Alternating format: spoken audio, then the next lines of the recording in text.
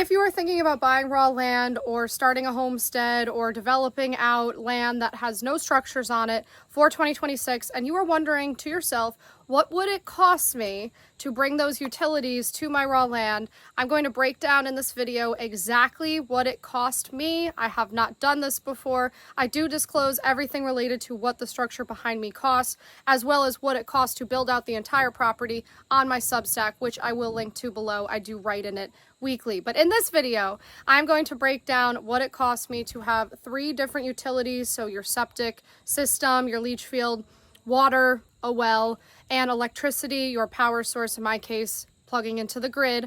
I'm going to break down exactly what that cost me working with an Amish company out of Canajoharie, New York. I always have a disclaimer that no 2 builds, no 2 properties, no 2 counties or towns are the same. So with the information I'm going to give you guys, you can't necessarily assume it's going to be exactly that, right down to the last cent for you. If you are thinking about doing this wherever you are located, obviously prices change, things change. Along the way, having this property built out, a lot of the times the final bill changed. And I always say budget, double budget, 20% more than what you think it is going to cost you, because I definitely don't ever want anyone to come on here and say to me that I misled you or shared incorrect information. This is just my personal experience that I went through starting in 2023 with buying 6.74 acres of raw land, and then in 2024 having it built out into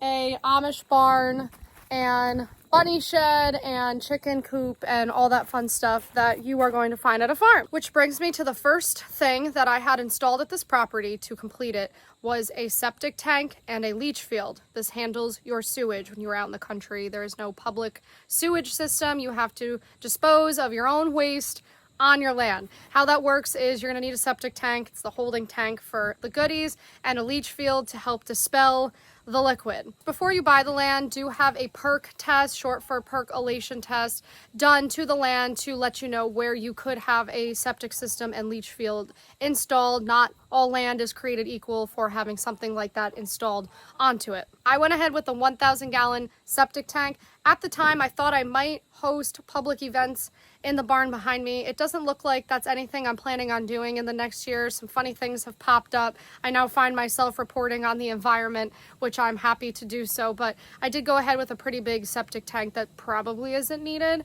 I also had the corresponding leach field created. Whoever's going to be installing that for you, they're going to know they're going to have to follow town code for that and get permitted by the town, and that's going to be, their role. The Amish did that for me. So for my septic tank and my leach field, I went with a $15,000 grand total system from the Amish. They did also have to draw up engineered drawings and things like that for the permitting. So when I added it all up after I looked at the cost cards, it came to around $16,500, $16,000 in total completely to have a septic system installed, buried, permitted, and plugged into the barn and ready to go. For bigger systems, it could be $20,000 or even $25,000. That will be up to you for your unique requirements, the size of your family, and how many people are going to be using these systems at your property. The contractor that you are working with and the town will also be able to make recommendations based on the size of the structure and really how many people are going to be using it, and if there's going to be a public component to your farm, which a lot of farms there are. Agro-tourism is becoming a common and popular way for small family farms to stay afloat today. I'm a big fan of it.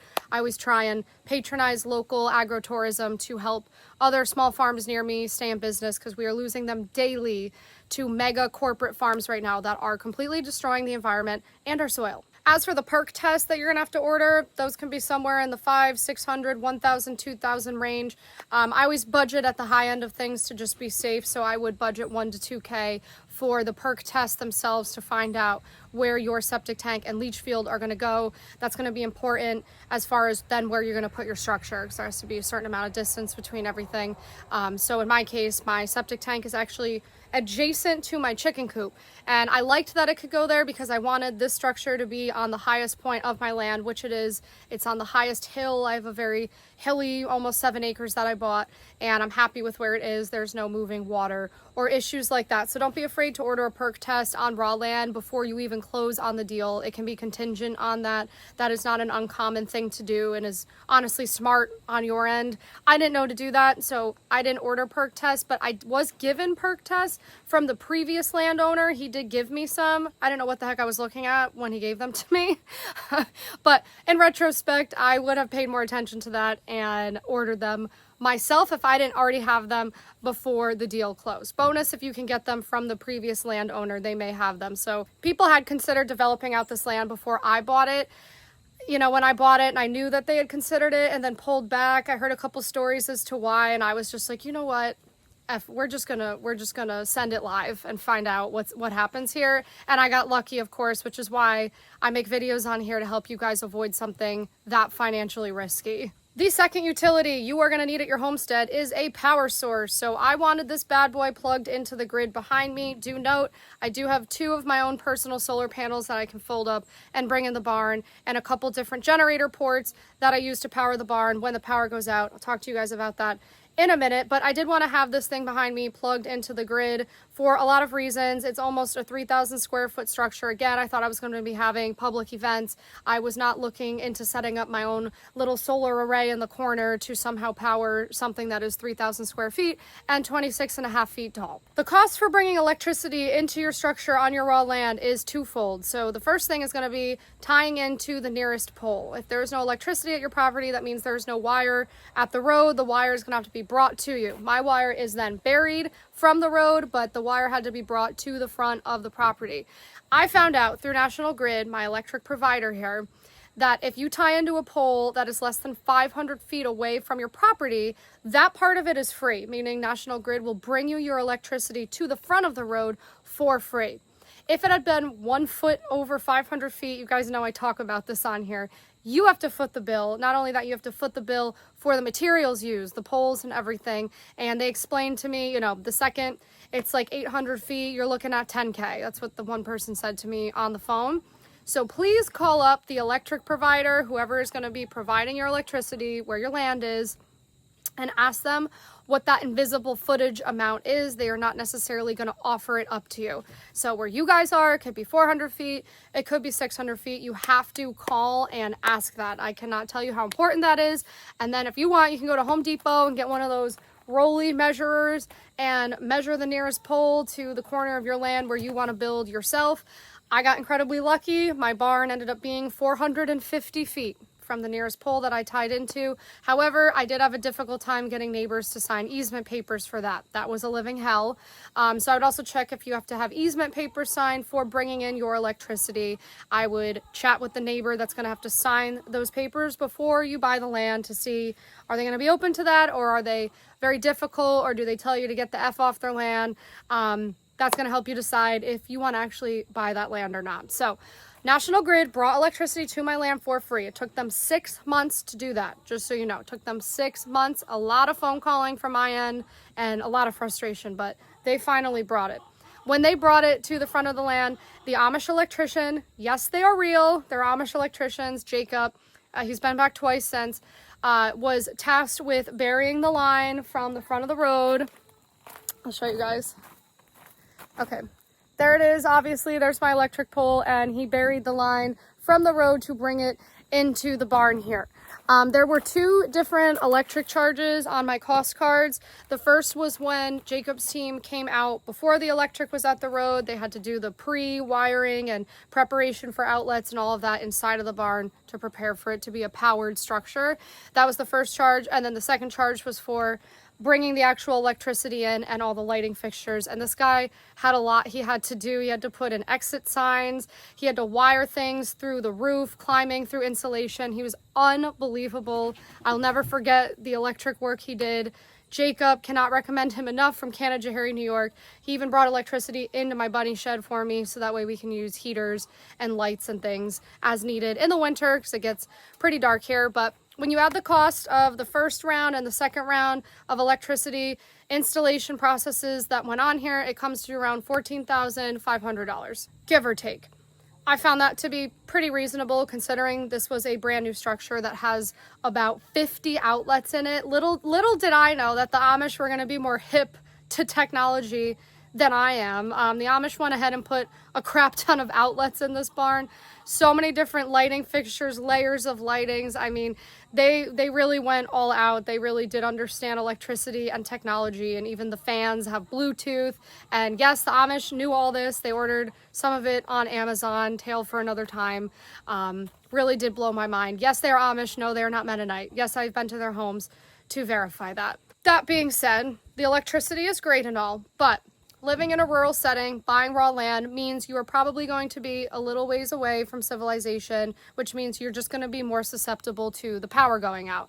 The power goes out in the winter here, I would say once a month, usually either from strong winds or blizzards. So we have to have a plan in place for keeping the animals comfortable, keeping the refrigerator running, and keeping the Wi-Fi going when the power does go out. That is where my BLUETTI Apex 300 power station comes into the picture. It is an all-in-one power charging station that allows me to have multiple plugs jammed into that thing, because when the power does go out here, it is an all hands on deck scenario. It's also incredibly important that I keep that refrigerator running and different amenities here that we have for the animals in the winter, or we could have a serious situation on our hands, including some of the feed that we give them. Some of our aging rabbits and chickens need the things that we have in that refrigerator. And when it snows here, it snows. You are not getting out. You are not getting onto the main road. Sometimes you are not going anywhere for 24 hours. So I rely very heavily on the Apex 300 to make sure that everything is going the way it needs to go here, and my animals are always my top priority. To charge the Apex 300, I simply plug it into the wall in my barn here, and one single unit supports both 120 and 240 volt output simultaneously,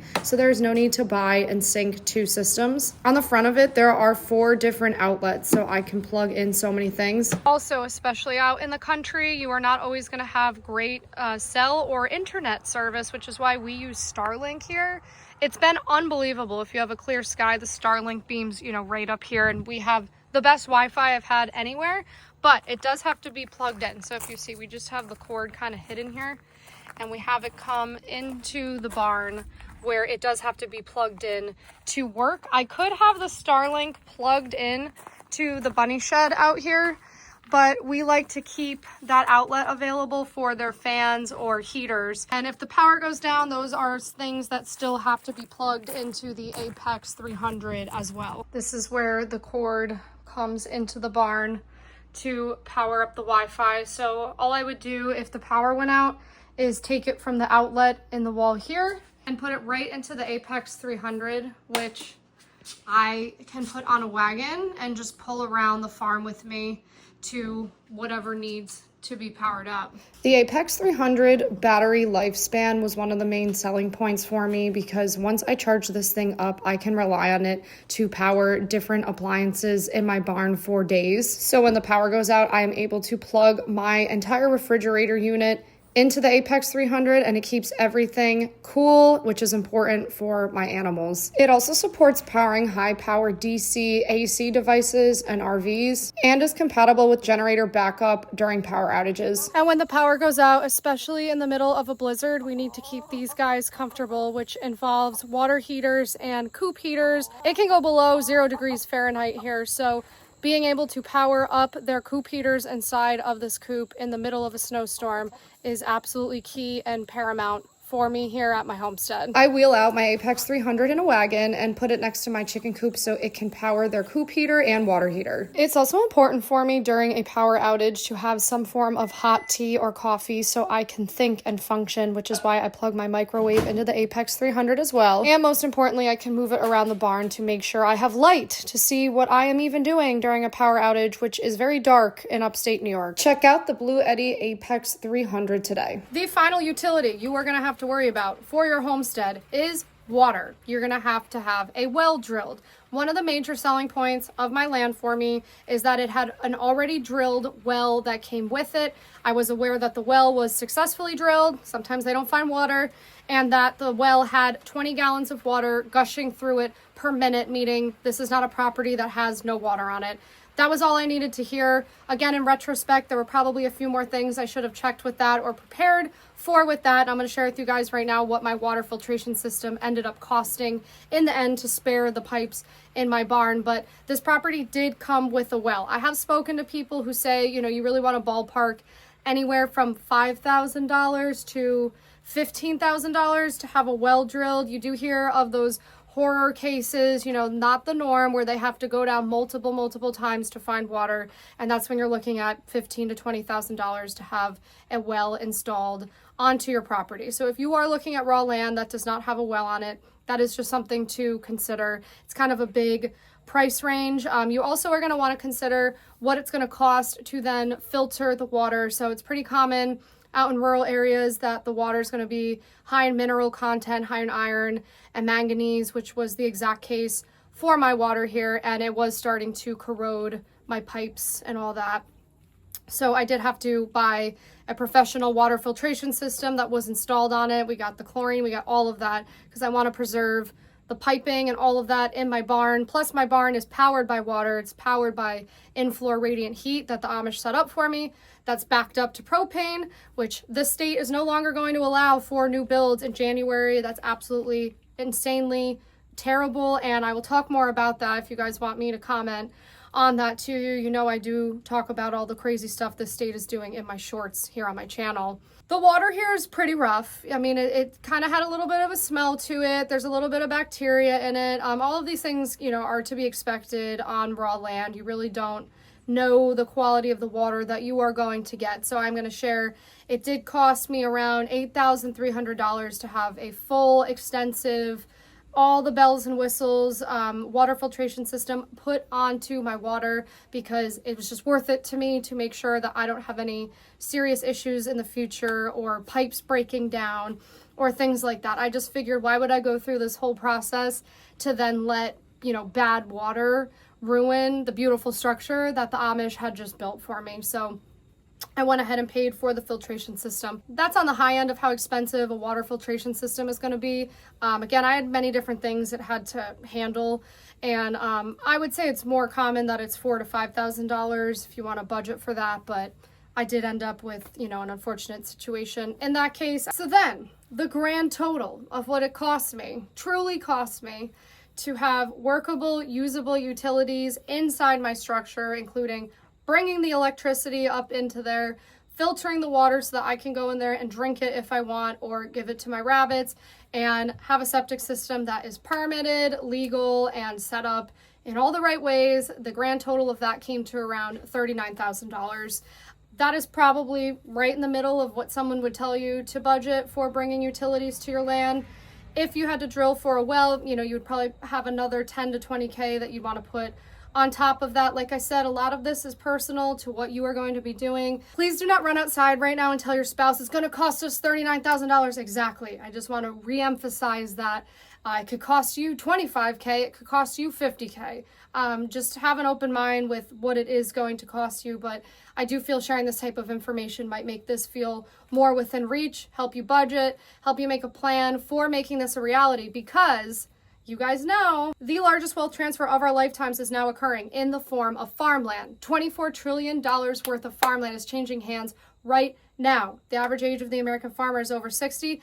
Solar companies out of foreign countries, corporations, Wall Street developers, your state government, in the name of renewable energy, is snatching up this land while we're all asleep at the wheel here. So I take it as my job to scream about it with a megaphone. It is a much better future if you guys buy some of this land. Even if you buy 2 acres of it, we are going to have a food autonomy crisis in the future. I'm watching it now in our state. In New York State, I'm watching the amount of farmland that is being turned over to solar farms, the pace that it's happening. I found the website where you can see all the approved permits to come for the next year and the year after that. It's horrifying. It is worse than I have been screaming about on here. So please, you guys, if you are feeling a call to do this, I hope this information helped you. Please don't be afraid to buy 3 acres. It's kind of like a human experience, really, to own some land and do right by it. There's, of course, workarounds if that's too expensive for you. You don't have to be plugged into the grid. Just always check with your town, the local town zoning laws. They are going to vary from town to town. Some towns aren't going to allow composting toilets. Some towns aren't, you know. You have to just check. Call the zoning officer. I always say this. Call the zoning officer, and please check with that person to make sure you are going to be able to live out your homesteading dreams and the way you want.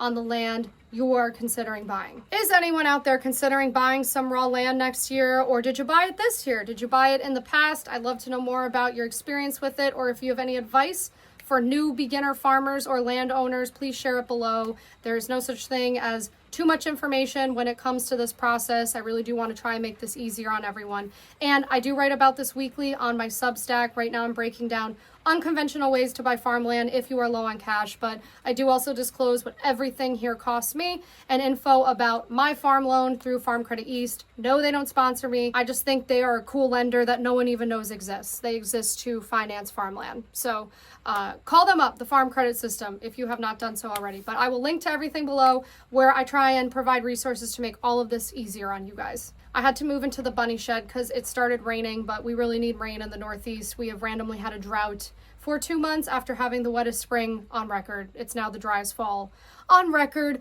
Go figure, all the more reason to buy some land. With that, be back soon. Bye.